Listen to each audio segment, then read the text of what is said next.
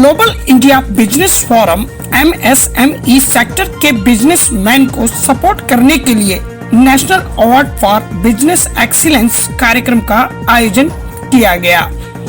यह आयोजन दिल्ली के कॉन्स्टिट्यूशन क्लब में बीती शाम किया गया। इस मौके पर रिपब्लिक पार्टी ऑफ इंडिया और सेंट्रल गवर्नमेंट में associates cabinet minister Ramdas Athawale मौजूद रहे।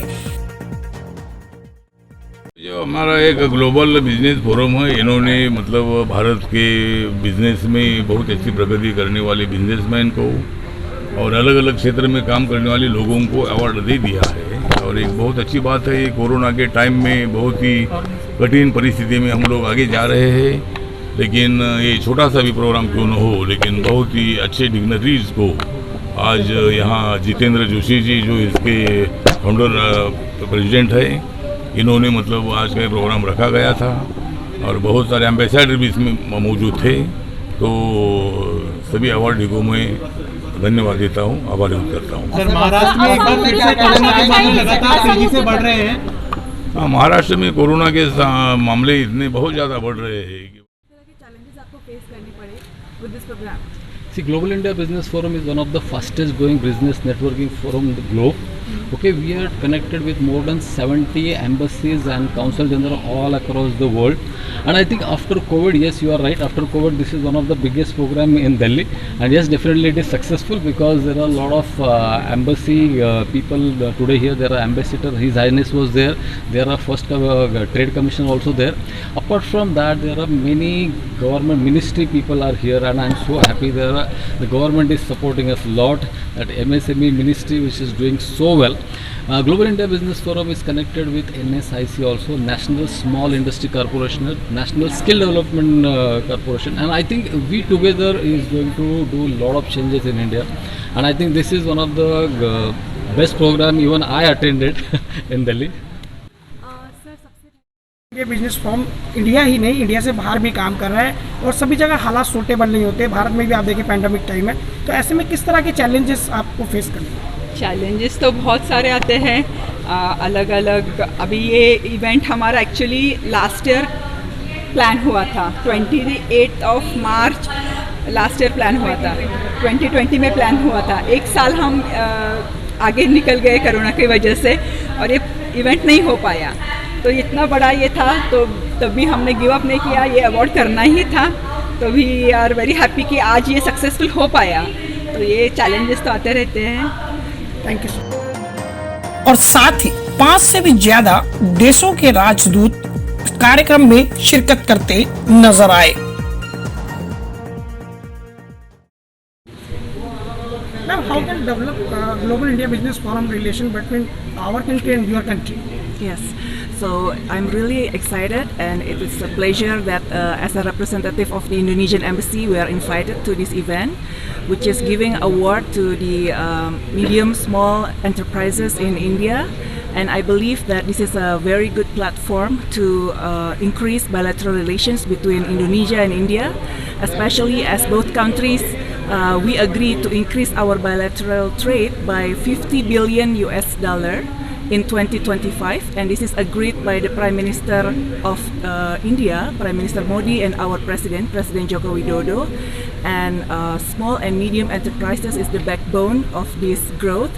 So I really congratulate to all the awardees and the winner, and hopefully we can increase the cooperation through the platform of Global India Business Forum and to increase our bilateral trade in the future.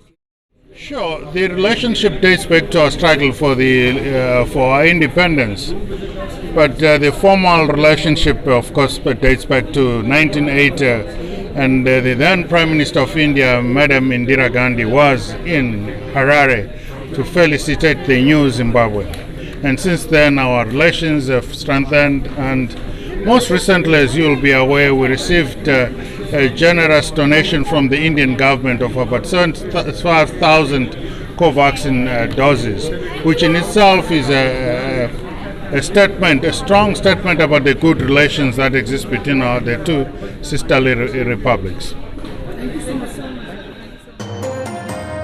इस कार्यक्रम में MSME sector से जुड़े अलग अलग sector के लोगों को सम्मानित किया गया। अवार्ड मिलने के बाद लोगों ने खुशी जाहिर की। मेरा नाम शफीउल्लाह खान है और मेरी कंपनी है हॉटवे थर्मल टेक्नोलॉजी। और आज का जो अवार्ड है ये बहुत अच्छा है, बहुत प्रेस्टीजियस है। और अच्छी बात ये है कि इतने सारे बैकग्राउंड से हर तरह के लोग, हर सेक्टर के लोग, उन सारे ऑल ओवर इंडिया से आए हुए हैं और मुझे बहुत अच्छा लग रहा है इसमें।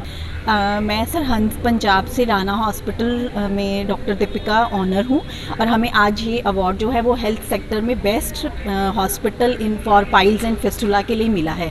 हमारे हॉस्पिटल को में 6 नेशनल और 4 इंटरनेशनल अवार्ड्स हैं, जिसमें Guinness book of world record भी एक है।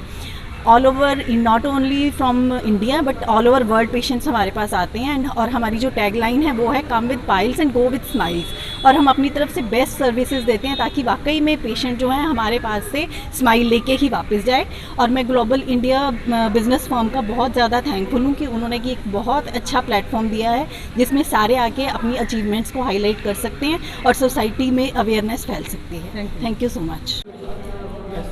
Hi, I'm Sushma Rao.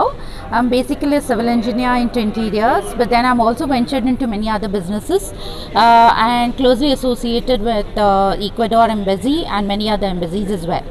Now, looking at the forethinking and details about the same, if you look at it, India is a rising developed economy actually, if you tell for me, because we are the population which is the most populated place and has the most youth population.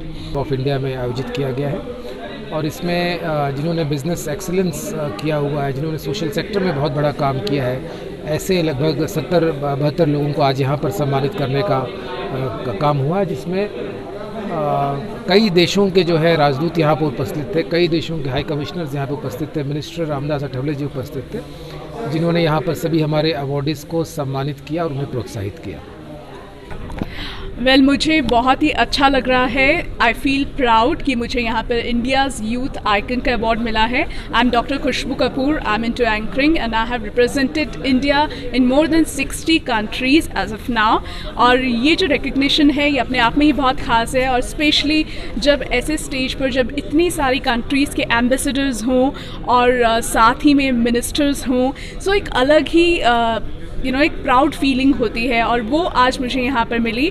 मैं बहुत बहुत thank you कहना चाहूँगी global India business forum को, doctor Jitendra Joshi ji को, साथ ही में doctor Yogesh Dubey ji को, दीपाली मैम को, कि उन्होंने मुझे इस बहुत ही प्यारे से सम्मान के साथ सम्मानित किया। थैंक यू सो मच, और ऐसे ही आप ग्रो करते रहिए, keep shining. Thank you. Sir, अपने नाम और परिचय के साथ बताइए कि आज ये अवार्ड किस लिए मिला है और कैसा महसूस कर रहे हैं। Okay, my name is Rahul Verma on the behalf of Lupin limited.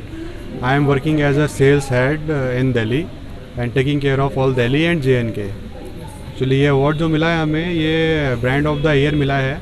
The brand but we have launched in 2003, so now we are at number 2 rank. Earlier we were, in the time of launch, we were on 33 rank. So I feel very proud to have this award from on the behalf of Lupin.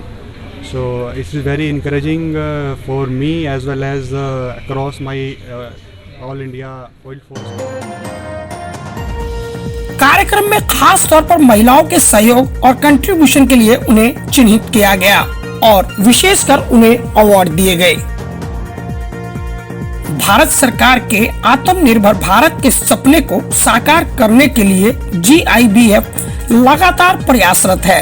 इसी प्रयास को और business को motivational support देने के लिए इस award ceremony का आयोजन किया गया। कोरोना महामारी और लॉकडाउन के चलते MSME सेक्टर को भारी नुकसान हुआ है, लेकिन अब बाजार खुले हैं तो बिजनेस को बढ़ावा देने के लिए इस तरह के कार्यक्रम आज वक्त की मांग है, जिसे बखूबी ग्लोबल इंडिया बिजनेस फोरम ने निभाया है। और यह एक सामाजिक जिम्मेदारी भी है कि हम अपने व्यापार और रोजगार को बचाने के लिए इस तरह के प्रयास अवश्य करें। डिजिटल इंडिया के दौर में आत्मनिर्भर भारत के लिए इस तरह के कदम एक शानदार प्रयास है, जिनकी जितनी भी सराहना की जाए उतनी कम है। नई दिल्ली से न्यूज फोल्डर के लिए सहयोगी गुलशन सैफी के साथ किरण शर्मा की रिपोर्ट।